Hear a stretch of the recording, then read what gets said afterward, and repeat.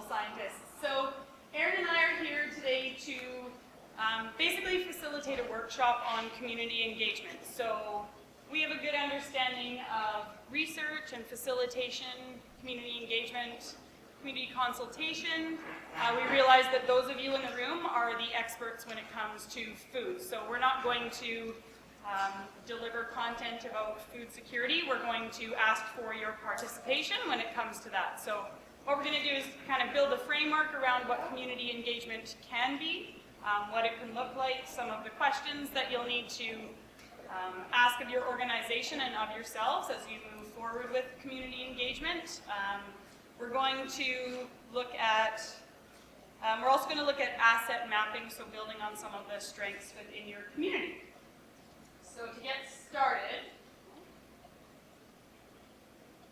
okay, so these are just some of the words that surround the idea of community engagement. So there's kind of three ways to look at community engagement and questions that it's important to ask yourself, and that's looking at the purpose for the engagement. So there's the idea of just basically building awareness about the initiative or the service, the product that you may be wanting to share out with your community. And then there's the idea of education.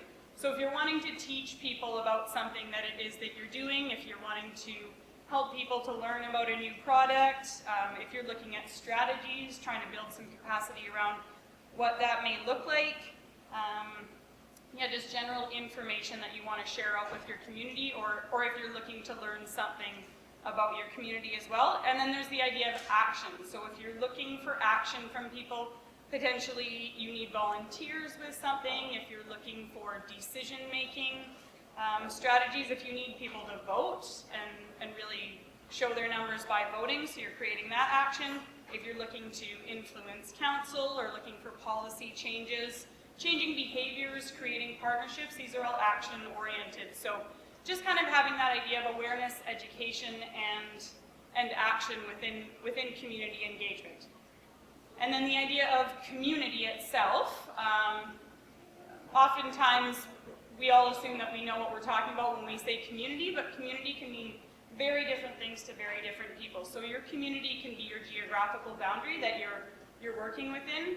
A lot of people have online communities now. You know, if there's a pollinator that lives on Vancouver Island and maybe there's only a few of those other people, maybe the community for that person would include an online community. So there's different ways of looking at community. It could be the people in your network. It could be other farmers that are doing exactly what you're doing. But that community can also extend out of the discipline that you potentially are working in. So you may be looking for people that have transportation networks. You know, there's various ways to look at community. So when we think of community engagement, that's just one other consideration to take into. And then the idea of asset mapping is we're looking to build on the strengths within communities. So often in community engagement or public consultation, people come to complain or talk about what is lacking within a community, and we want to really come at this from a positive approach and look at what assets are in the community. So those can be physical assets, those can be people assets. So certainly when we're talking about the people as assets, we can look at our entire community and really approach it from an inclusive perspective, and looking at artists as people who can communicate the message that you have through food. This is talking to musicians and looking at how you can partner with different people that you may not necessarily think of as people involved in food security. Tourism, a lot of tourism operators are certainly helping to promote the idea of food. As we've heard a number of times today as well, there's a real social equity issue when it comes to food. So looking at ways that you can involve people of all different socioeconomic backgrounds. So think of your community as inclusively as possible and the levels of involvement that people can have in community engagement. So when we're looking at those levels of involvement, it does take everyone, and it's up, down, it's all around, it's cyclical, it comes back, and it feeds one, it feeds each other. So when we look at a model here, this is adapted from Sustainable Cities model for sustainable development, but it's the same thing. We need the same people, whether we're talking about engaging them or if we're talking about how to develop something. It's the same idea. We need all sorts of people from within our own networks and from outside of our networks as well. So we're all very familiar, I'm sure, with the top-down, bottom-up approach to either engagement or if it's a policy, a program, or something that needs to happen.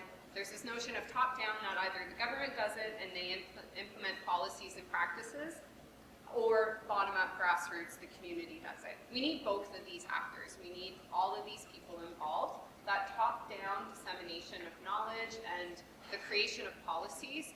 And when we're talking about food security, that's everything from land use planning to, the food safe programs that are taught. So there's a lot of different things that come in here, and we need to make sure that we're engaging that top-down approach when it's appropriate. And that's the key to community engagement, is understanding when somebody is needed at the table. So you may need policymakers at the beginning, or at the middle, or at the end, or the whole way through, but that will be different for each process. So you really need to understand who's involved in that action. Then of course we have the bottom up, which I'm sure many people from the sense I've gotten today are coming from that bottom up approach, that grassroots, our community kitchens, our food banks, our community gardens, those kinds of initiatives that are happening at a grassroots level that are engaging directly with our neighbors and with our residents, with our fellow beekeepers, or whatever project or initiative we may be working on. But it's important to make sure that it's a participatory process, that everyone can be involved, everyone has a role to play. So when you're designing those community engagement sessions, you really need to think about, how do children interact with food? How do elders interact with food? How does a single mom in her 30s interact with food? So you need to kind of think of those different ways to make sure that it is as inclusive and participatory as possible. The outside in and also the inside out tends to get forgotten sometimes. We copy each other, and it's the most beautiful form of flattery when we copy somebody else. And the reason why we copy each other is because it worked. So why wouldn't we try the same thing? So that infusing of ideas and best practices and knowledge from outside of your community, outside of your organization, outside of your discipline, looking from how food systems operate to looking at an ecological, that's a bad example, but to looking at business models, whether you're nonprofit or a social enterprise, but looking at how different people do things, their best practices, and also their worst practices. What didn't work? Some ideas may seem great, but they don't always work in practice. And if we can learn that from other people, it saves us a lot of time, saves us a lot of money, and it helps us to move that information forward. And then that inside out, so it's opportunities like this to share our knowledge and our experiences from our communities with other people, so that we can not only evaluate what we've done and promote that knowledge, but it's a way for other communities to learn from us, or other organizations to learn from us as well. And by doing this, by sharing knowledge and by having a collaborative process, that's really how we move forward. The hoarding of ideas and information and that really competitive landscape that our business community has really evolved into is starting to shift towards this collaborative, open information, open source, where we share information and ideas so that we can all move forward together. And that's actually the true definition of competition. So as we look at these various players or actors in community engagement, so knowing that it's not just one, it's all, it's the whole, and it all works together, it really gives us a good understanding of where to go from here. So what we want to do now is talk about some best practices in community engagement. And we'd like to hear from anyone in the group, if you have something that you'd like to share out with everyone else about a community engagement or a community consultation, public consultation, that has really worked for you in your community. Oh, we got one?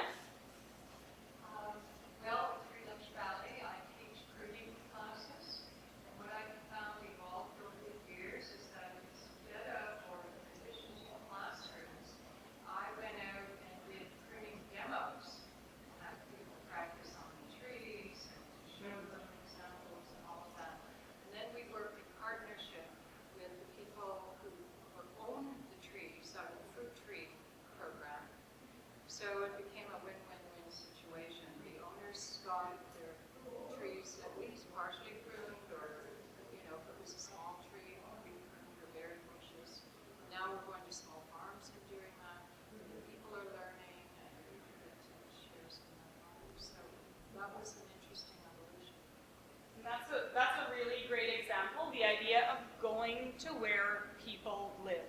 If you host a session in the place where you are and you're not going out and seeing where the people live, you're asking people to take time out of their day that they may not have to give you. But if you go into the places that people live, into their homes, into their backyards, and show them, just engage with them in the way that they are already living, they're more likely to understand and to have some reason to get involved. So that's a great example. Yes? Yeah, when I coordinated the community plan for... Can everyone hear? I coordinated the community plan, and the way we introduced the project to the community to try and build interest, which I think is applicable in food security, is we made a very short script sort of explaining the very basics of what the planning process would look like over the coming years and what the purpose of it was and who was invited to participate. And then we had about 30 kids from our reserve read the script in groups or individually, and we filmed it using the school's media program, and they put together a little 5-minute video. So then when we had the launch for the community plan, it was like the premiere of this video. So all of the kids dragged all their family members out to see them in this video. And in all previous projects that had been launched in the community, they were, like, with no joke, lucky to get maybe 10 people to show up out of a community of 500. And for our very first meeting, for the launch, we had 200 plus show up. So it was a huge success, and it was totally because of involving the kids, the different ages. Fantastic, thanks. Yeah, another great example is going into where people learn. So we talk a lot about kids and about getting youth involved. You know, if there's an opportunity to go into an elementary school, to go into a high school, to go into your post-secondary institutions and ask for their help, people, you know, like Erin and I are recent graduates of VIU in the Masters of Sustainable Leisure Management. We were looking for applicable programs. People want to get involved, and if you can involve school children, that's a great example. Anyone else want to share? No? Yeah? I'll share another one. Sure.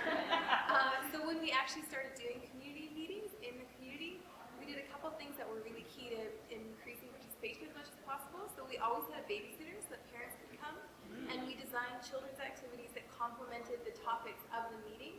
So the kids might be coloring worksheets on housing or ecosystems that were complementing meetings on housing or environmental stewardship. And then we always served a meal, but in our community, we served it at the end so people would stay, although in other communities, they serve it at the beginning, and had snacks for elderly people with diabetes and things so they could physically be comfortable. We made the space really nice with tablecloths and flowers and different things. And as a community, we laid out ground rules for our own meetings, which included a timeline, a speaking limit of 5 minutes per speaker, a speaking list, so raising hands and no interrupting, and just overall respectfulness, so no personal attacks and no abusive language or raising voices.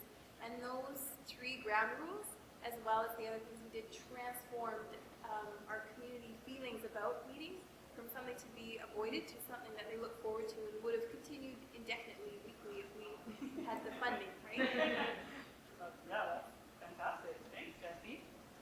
Okay, that's great. So next we're going to go into an activity, and I apologize because I meant to say this at the beginning about that we were going to do an activity. So Erin will explain what it is that we'll be doing next. So with this activity, community engagement is a big thing. It's a huge process. There's lots of steps. So in designing this workshop, we realized that we really have to start at that base. And that's probably the best information that we can give you, is to start looking at what is building your base for community engagement. So the key questions, those 5 W's around who, what, when, where, how, and why. I know that's 6, but why and where and when I put together. So we'll ask that, we have 4 tables right now. If we could ask a few people to come over to this table here so that we can have the 5 groups. You're each going to take on one of those questions, so whether it's who or what, etc. You'll have about 15 minutes to do this, and then we're going to ask each group to take 3 minutes to present on what they came up with. So we're really going for, it's brainstorming, it's inclusivity, a lot of those grand rules that, I don't know your name, but they were Jessie highlighted. Similar things apply here. So basically what we're looking to do is looking to define your community, determine who needs to be involved, and understand how stakeholders are intertwined. So that's kind of the big picture of this workshop. We do have handouts for you to take home with you that have all 5 steps on them. But for the purpose of this activity and time, we'll just get each group to take on one of those. And we do understand that, there's a diverse group at each table. So you may be coming from different initiatives, different organizations, different communities. Just try and let those ideas flow and try to hear from everybody at your table as you're going through the questions.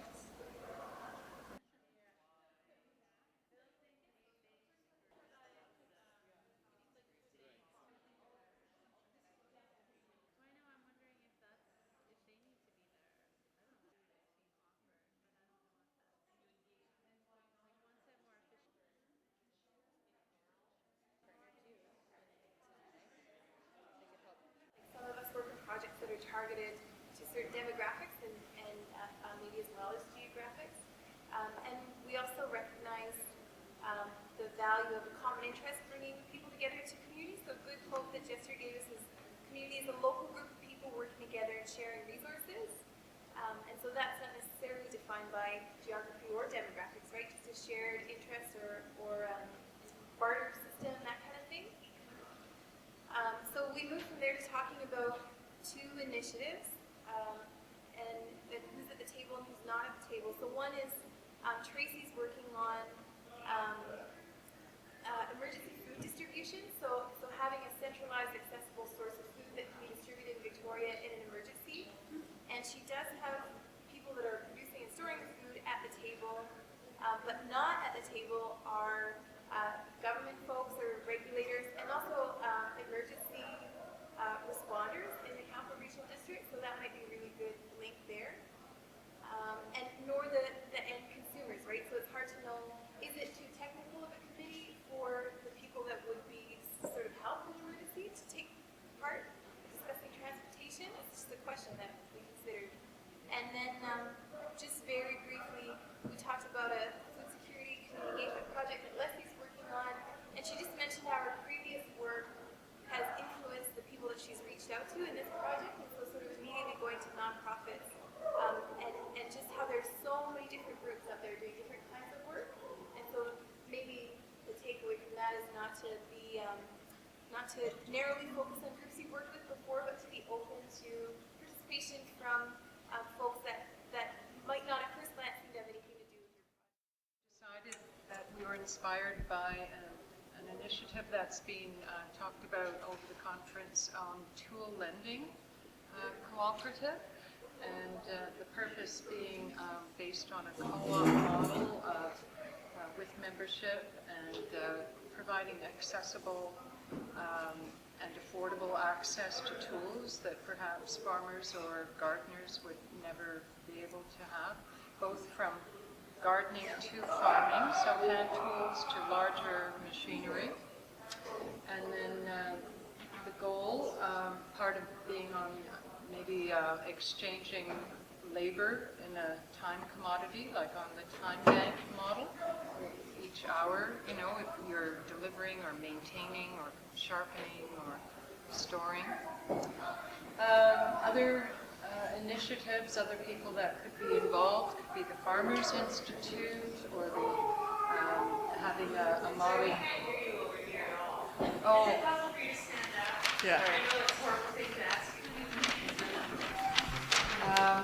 That we were looking at maybe basing the model on the Cowichan equipment thrift, or they're having like a tool thrift store or a storage facility.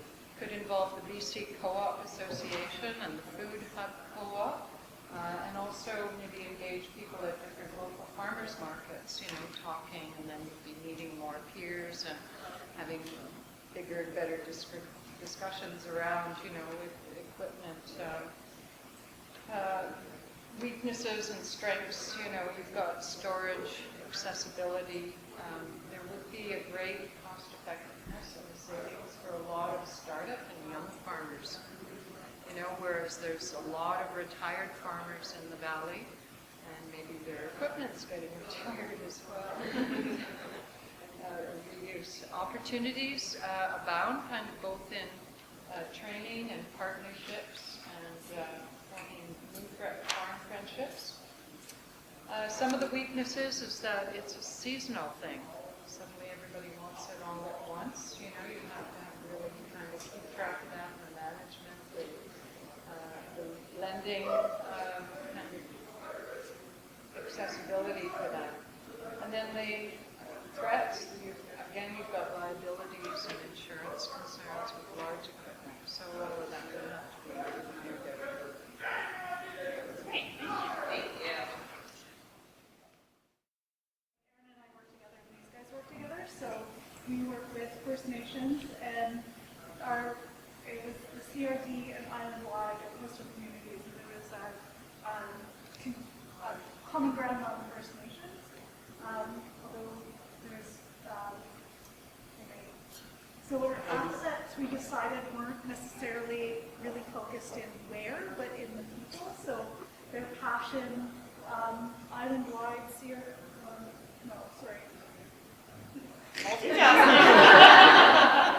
No, you can't really take my words.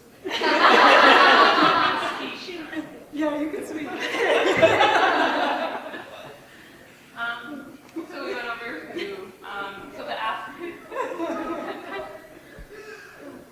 we went over assets that our regions both bring, and we came up with like the people who live in there, and the knowledge that they bring, and passion, and there's so many organizations within our community, and diverse populations, and a diverse set of skills as well. So we have all these, within the island, we bring very diverse knowledge, and we're huge, right? So our region is so vast. And then we went two different ways on our relationship. So we have the CRD, and then we're island-wide. So we decided to split into two groups to work on like where do we meet. So the CRD is very like CRD focused. So it's CRD with the rest of the island, and then so we meet in a very Victoria-centric location, and so we meet centrally there, or we communicate through email, and sometimes we put an effort to go outside Victoria. And then the rest of the island has to make an effort to go to Victoria, or they facilitate within that community and travel to the communities of their participants. We have people at the table that are from sort of health background and from community kitchen background and permaculture background. So we kept it really broad. But we were saying our first question was around importance. Sure. It was around importance. And we were saying that all of our programs are for the health of our communities and individuals that really foster inclusivity and also connection with people and their environments, and how that really creates this sort of fostered relationship, again, helping with community and connection. There's also this shared wealth and empowerment that happens through learning from each other, which is really exciting to get more and more people involved with, so that there is more of that collaboration and connection and trading of knowledge, passing on. And then there was also social cohesion, and that was sort of a one realm that we could really be focusing on. Lots of different opportunities for us to sort of divulge into those topics. And then how we can also revision our own value system, which has a big potential we were talking about in terms of rebuilding or we were were talking about culture and tradition, and how there's this acknowledgement and continuing existing traditions and cultural assets that still serve us today, and also recreating them, envisioning them where that's also appropriate, since there is so much movement in our today's society. Then we also were talking more about people's involvement and how when we make every initiative and opportunity to collaborate more comfortable and accessible, it allows people to feel more empowered through that whole learning process. When the last few questions we went through pretty rapidly because we realized we were short on time, so why do you need community engagement? We were talking about, well, you just can't work in isolation forever. It's something that we all feel so much more supported if we are able to collaborate with people and foster that sort of sense of community. And then in terms of why someone would hesitate to participate, we were talking about some of the barriers, which always include transportation costs, crowd funding, social, cultural constraints, etc. And that one we kind of went through really fast, so sorry. Yeah, that's great. So the first question was, how is your initiative or organization reaching out to people in your community? And we had a really good suggestion about coffee with council. This is Parksville. City of Parksville is doing coffee mornings with their council, so people can just come along and have an informal discussion with their councillors, along with town hall meetings. And these meetings are going out into the various communities and holding them at different places so that people can get the information where they live, or highlight various things that are going on in the town. So for example, was it the Arts Center that you held a meeting at? Yeah. And also having that very informal too, because often engaging with local government can be quite a intimidating process, just with some of the formalities that are there. So trying to decrease that level barrier between people. And also they also hold some town hall meetings in the high school every year. So I thought that was a great idea. And then moving on, just to how do people find out about your organization, its events and or initiatives? The programs and events themselves, there was family meals were suggested, just lots of different programs that Crouching Green community is putting on, so engaging people that way, and publicizing it through things like general, standard stuff, which I'm sure we all do, things like posters, magazines, local media, radio stations, TV stations, your website, social media, newsletters, e-newsletters, all that sort of stuff, just to get it on, get the message out there. And as well as networking with other community stakeholders, so making sure that the people that you're working with know about some of the stuff that's going on, so that they can spread it through their networks and that sort of informal dissemination of information. And going to their meetings and conferences. We had a suggestion for planting people in different organizations, which I thought was a great way to put it. So for example, having council liaisons in other organizations so that that flow of information can get there. And there's also a really great suggestion about Crouching Green Community Farm. And just having the farm there as a physical presence was a great way to advertise what Crouching Green Community is doing, because people walk by and they see the farm and they want to get involved. And the Crouching Green Community really hasn't had problems trying to get people involved with their programs and services just because they can see the physical presence and they don't really have to do a lot of publicity for it. And then we sort of ran out of time for the last two questions, which was how can people of various ages, abilities, and incomes get involved in your organization? So again, some aspects of networking with service providers in your community came into that, and working with other agencies. Your wonderful thoughts and ideas. The purpose of this exercise again was to build that solid base and build that foundation that you can start planning from, because community engagement is really about having the right people at the right table at the right time. So that is what you're really going for, and unless you understand who and what and where and how and when, that's already happening, it's very difficult to proceed with a plan of action for your actual physical community engagement session.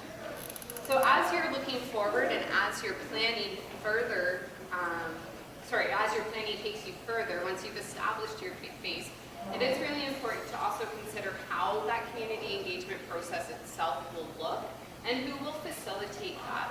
A lot of times when we embark on community consultation or engagement or any sort of time when you're bringing people together to talk about an issue, there's a strong possibility that you'll have people for you and people against you.